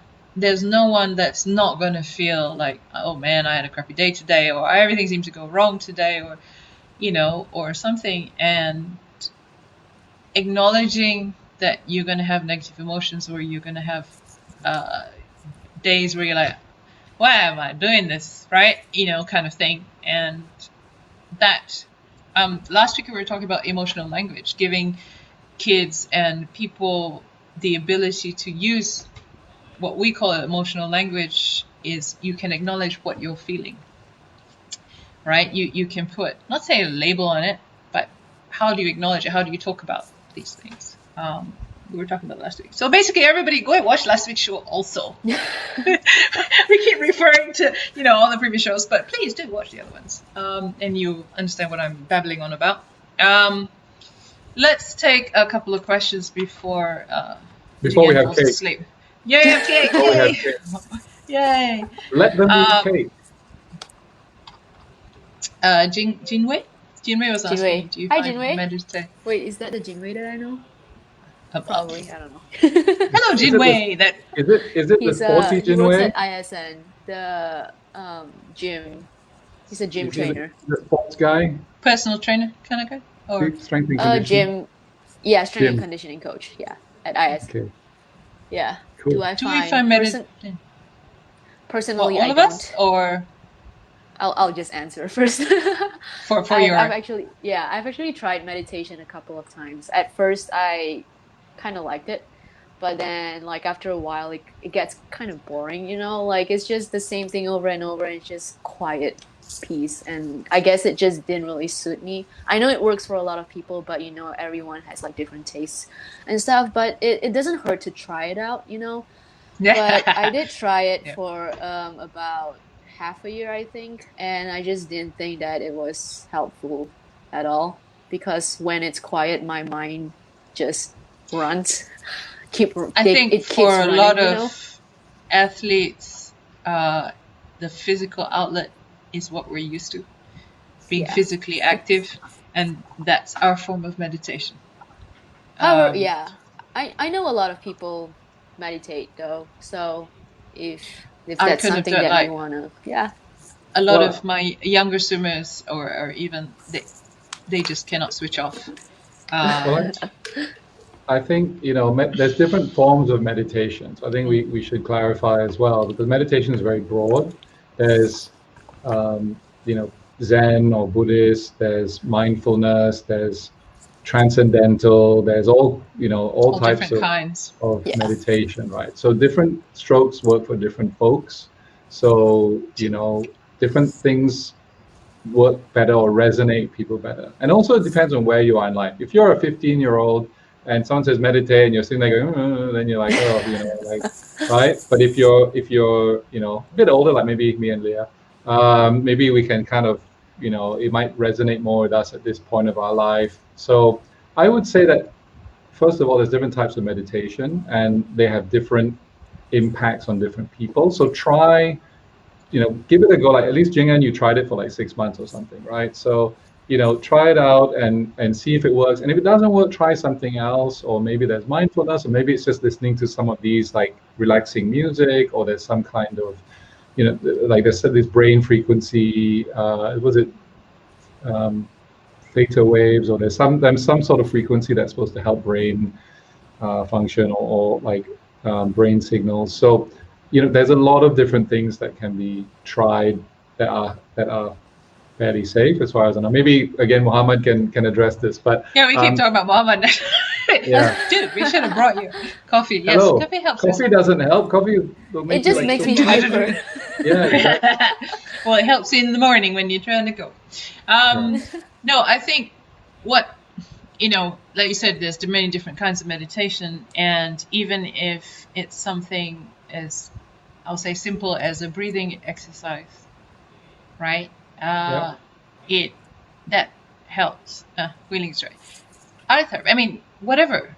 Meditation can mean, for us, even if you just swim up and down for 1K, 2K, don't think, like just blah, blah, blah, blah, blah, which is a form of meditation. You just switch off, right? Different ways, right? Okay, this is the distance swimmer I think, thinking, but or open water swimmer. And what I find with a lot of my students or my swimmers and all that is just taking the time and you breathe. And you're not focusing on, oh, I must clear my mind. You're focusing on how you breathe, right? Mhm. And also it's a good way to it's a good trick that you learn to get to know your body and how it works. And then breathing exercises, I think I have found, that's my personal experience, is helps them with their anxiety a lot better, because you're not just like, it's hard to say to someone, hey, clear your mind, please. Just stop thinking, right? Your mind just has its own mind. And, and when you're doing breathing exercises or something along those lines, whether it's art, doesn't matter what, right? Your focus channels differently. And that helps you in terms of that. I've sat through different meditation, and sometimes I'm like, my mind's going, okay, I must do this. But it's it depends. different. If You find what works for you. You need to breathe. If you take a proper course, like a mindfulness course or a transcendental meditation course, you need the right practitioner. And even if you take a course in meditation, the practitioner may not be right for you, right? You may not get along with them. So it's just really finding what works for you. You will find what works for you. And for me, breathing exercises has been a huge help for a lot of people. Yeah. Breathing. Some people do Qigong. Some people do like various breathing things. You can find stuff on the net, maybe on YouTube. Just related to that, there is a book called The Chimp Paradox that's written by Dr. Stephen Peters, who actually coached Victoria Pendleton and Chris Hoy, a lot of the London 2012 Olympic cyclists and British athletes. And he talks about the monkey mind, the chatter, the chatter in your brain, right? So it's how you calm that chatter, and there's ways to do it. The book is quite useful. He's repositioned it as a management book now. I suppose he's trying to get corporate clients, but yeah, thanks for sharing. But when I read about it, when I read the book, actually, it was after the Olympics in 2012. So he had a lot of good mental health techniques or tips especially for athletes, but it can apply to anyone, right? There's certain techniques that can help. And then one little technique I'll share, which may help everyone, is that there is what's the name now? I was watching this like a YouTube interview with this lady who talks about helping anxiety, and she said there's a very simple technique called the hand on heart technique. When you're feeling stressed or anxious, you put your hand on your heart, or like this, and it actually calms the body down. Apparently it's a very simple technique, but it's a way, like people go, oh my gosh, they put their hand to their chest or whatever, and it calms your body down, and it releases oxytocin, so you calm down that fight or flight reflex. So sometimes we create stress in our mind. Yeah, not right now during the check. Like on your heart, it's called hand on heart, and it's like when you're really stressed, you just put your hand on your heart and you just like breathe. Again, it's the breathing thing, right? So you breathe, and it helps you calm yourself down. Yes, put your hand on your heart when the anthem is playing. Malaysians don't do that.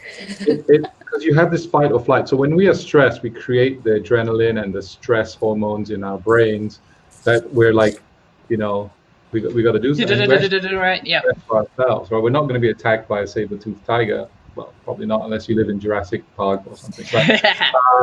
But we create this stress, and so to balance our nervous system, you have to do things like breathing, meditation, certain things to kind of calm that down, or the parasympathetic I think you will.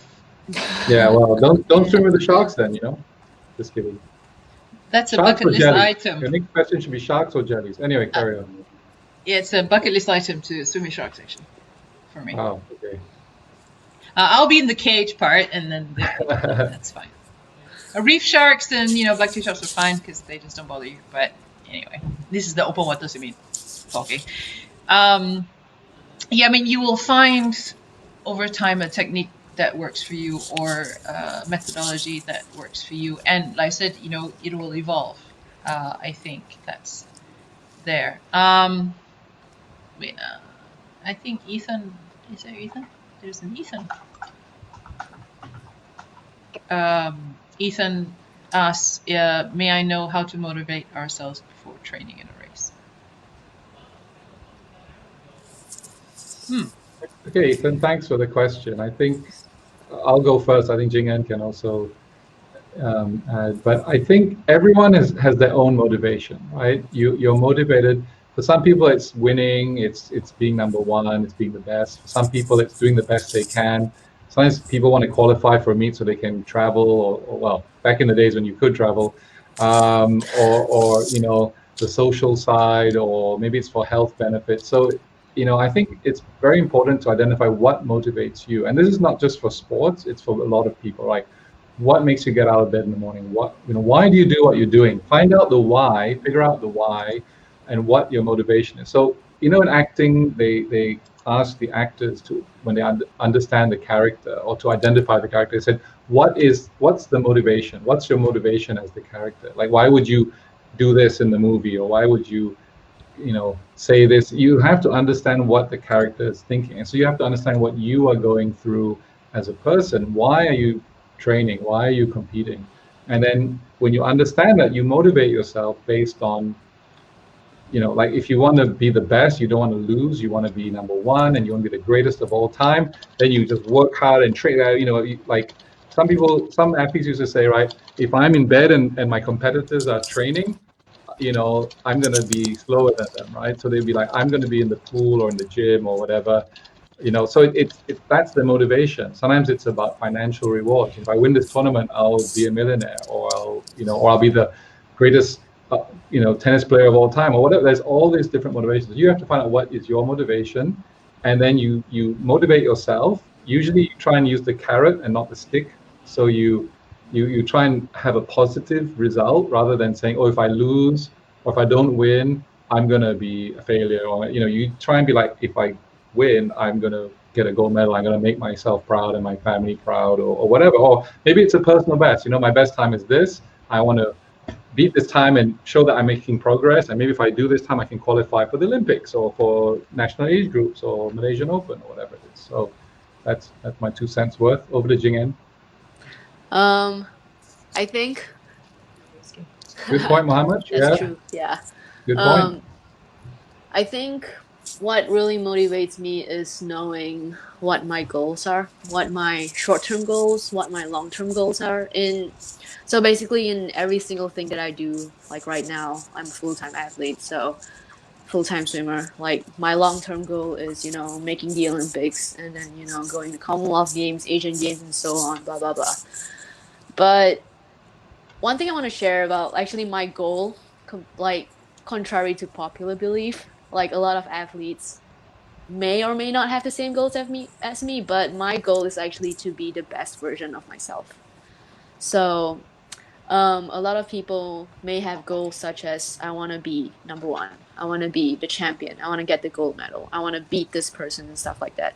But I've come to terms to accept myself for who I am, for my abilities, and knowing and acknowledging what I can and cannot do. Not saying that I cannot do a lot of things, but you know, just when you spend so much time in the US where so many people are just so much better swimmers than you just kind of have to accept it, you know. But like, I'm not saying I'm giving up yet, but like it kind of like helped me in my own personal development, like knowing that being the best version of myself would be the best goal I can set for myself right now, because that not only helps motivate me to wake up and go to the swimming pool every day and train, it also helps me a lot mentally. In case you like what Muhammad Dean just now, we're scared of judgmental people and stuff like that. Like I don't want to like not be judged by people. Like I don't know what I'm saying now. I'm No, kind of like but I trailing mean, off. it is your journey, right? Yeah, No one else yes. can live your journey for you. Yes, exactly. And that's all anyone of us can be, is to try to be the best version of yourself at that moment in time. As you know, it is a journey, it will evolve. Yeah.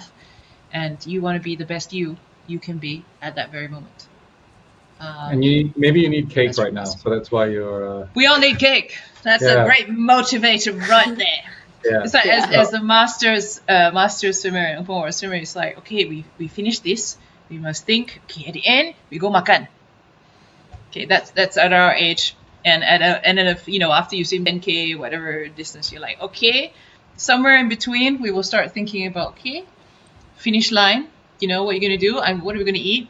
Where are we gonna go? That's our motivation. And still the best version. I mean, it's a journey. Everything. I think for whatever stage that you are at, in your case, present athlete, and for both of us, different stages, is that you're going to be the best version of you at that time, and it's okay. And it's a work in progress. You're forever learning. You're forever, it's a journey. That was what we must remember. We're going to wind down pretty soon. Yes, the best you can be at that time, and that's anything anyone can ever ask of yourself, and other people can ask of you, of course. We'll take 2 swim questions, and then we'll be winding down, I think, because all of us want cake right now. Thanks, Sue. I'm going to tell Sue later. Hey, for Jeffrey, what are your tips on the 1005?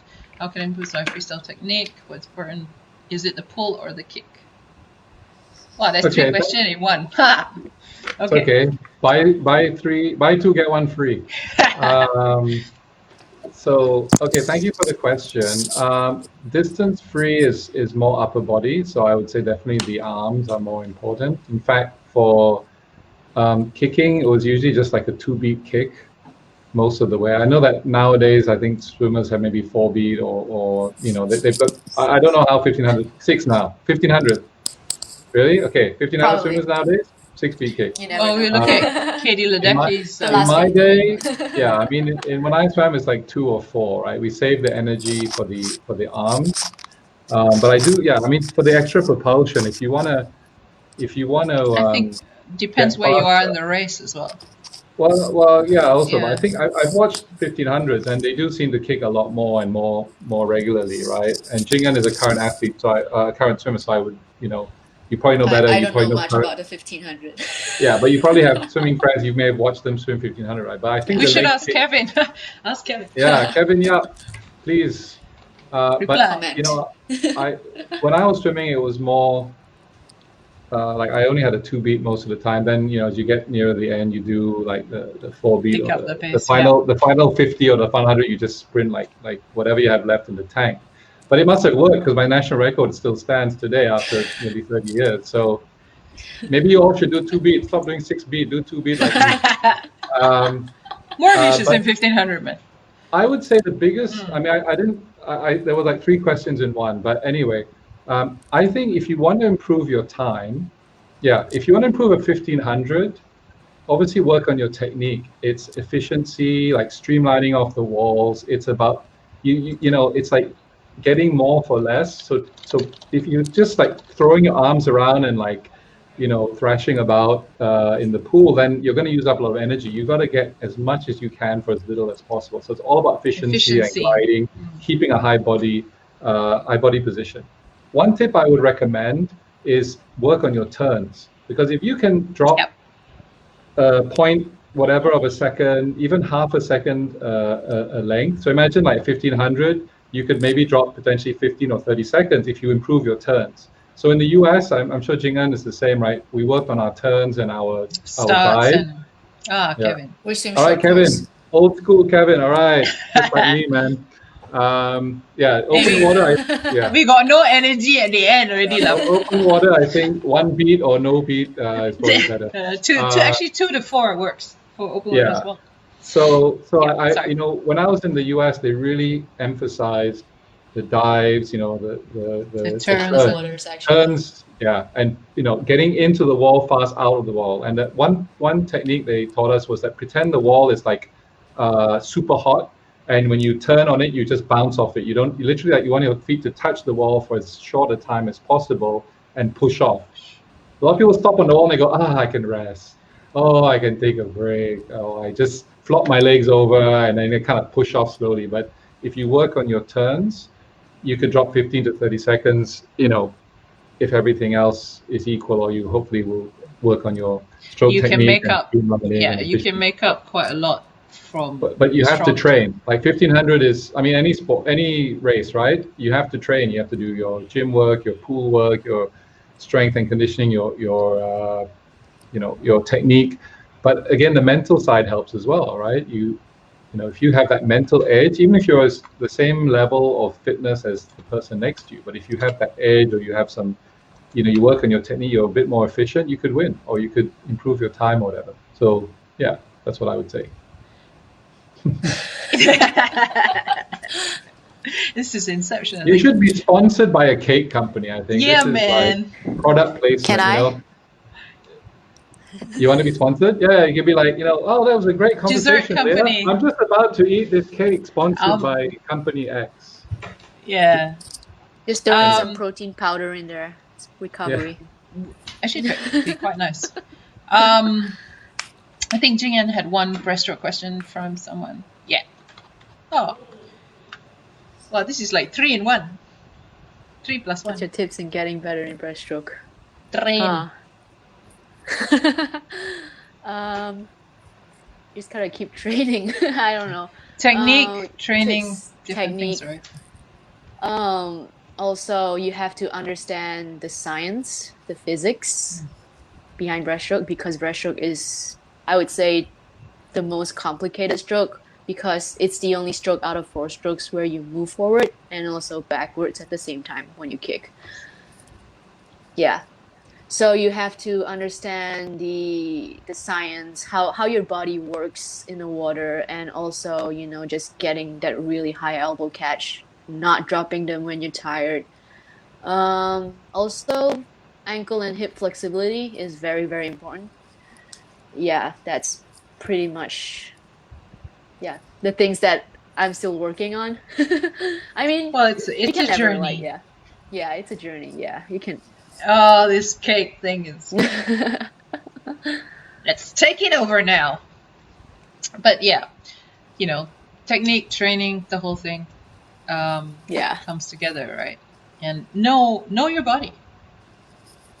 Whether it's mentally inside and out. Actually, if I can add, like, if anyone is familiar with the Japanese philosophy of Kaizen, right? If you improve something a little bit every day, it can make a big difference. So let's say you tweak and improve something 1% every day or every week, then over time it becomes 10% or 20%, right? So it's not, you don't have to do a big change to see the effects. You can tweak a little bit. I think my whole swimming career, every time I was swimming, I would think about my arm position and entry and streamlining and rolling the body, and you're just constantly evolving and fine-tuning your technique, and then it may work, it may not work, but you find what works for you, and then you try and make it better. So I would say Kaizen, just try that 1% or one little thing you can tweak and try it, and it can make a big difference. Good. I think we're gonna wind down because time for cake. Where's the captain? Time for cake. I've been waiting for cake. That. It's cake time. And before we end, I wish to thank my sponsors, Swimshot to You and Finish Swimming Malaysia, Real Out Play, PTC Outdoor, all of those. Sorry, I didn't mention, just missed everybody. Where's your cake sponsor? I don't see. I need a cake sponsor every week. I keep mentioning cake. You can get discounts. Swimshop to You, 10% off if you use dugongs, because that's my spirit animal. And from PTT Outdoor for Sank Band as well as finished products, it's CBL Sports, the discount code, 10%. We all like discount, okay? We all like cake. Cake and discount and food and such things. Man, cake. I'm actually going to go have cake right now. Yeah, man, I really want to have cake. Thank you both very much for your sharing and coming on and talking about all these things. And thank you to everyone. And thank you to Azizul in the background. Thanks, Azizul. Thank you. Good job. For all the cake inception as well. Yeah, stop talking about cake. Thanks, Leah, for having me, and Jing En. It was a real pleasure talking to you, and I hope that keep up the good work. Keep on. Yeah, Kevin, you and I have got to have a Yum Cha session at some point, man. So, One day yeah. when this is all done, then we will have. But yes, thank you very much, everyone, and take care. And we're Stay done. safe. Bye. Bye bye. Bye.